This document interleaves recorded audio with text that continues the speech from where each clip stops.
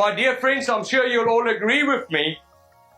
If we go into history and we have a look at the different stages of history and where big money was made, we'll always find that the real big money and the super wealth is always created when some new disruptive technology comes in. Like cell phones. Like cell phones.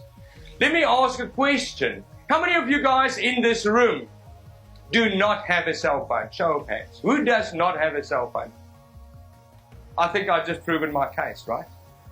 Every single person in this room uses a cell phone. What's the point?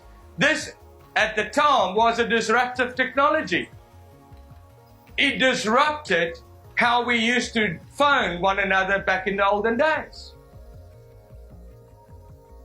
How many of you guys in this room today, if you wish to send a letter to another person or a mail of sorts, just to convey a simple message, who would go and sit behind his desk, type up a letter on a typewriter, print it out, and go to the local postal service and mail it so that they hopefully will receive it in 2 weeks' time? Is there anybody that would do that?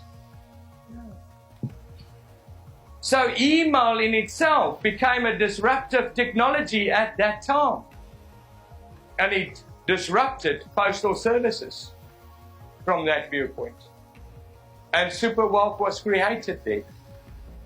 How many of you guys, as you sit here today, if we had this amazing ability, let's say we had the ability and we could turn the clock back in time, and we could backtrack in time to the day before the launch of Google, how many of you guys would have today, if we're now today at the forefront, tomorrow Google is launching, how many of you guys would have gone and bought the last possible share you could find of Google shares?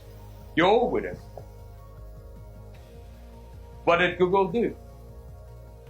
Google back in those days started disrupting the way businesses are run. It's changed retail. Both Tony and myself, I became financially free out of retail. But it's disrupted that whole industry.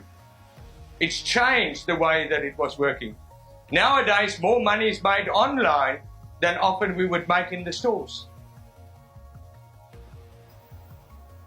Back in the day, I still had lots of hair in those days. But back in those days, guys, when I had my retail outfits, I was sitting with 5,000 employees. Today, I can do that same turnover or more with less than a handful of employees. You understand what I'm saying? I had, in those days, over 5,000 permanent employees. Think about it. Over 5,000 employees, 5 employees, which one would one take? I rest my case.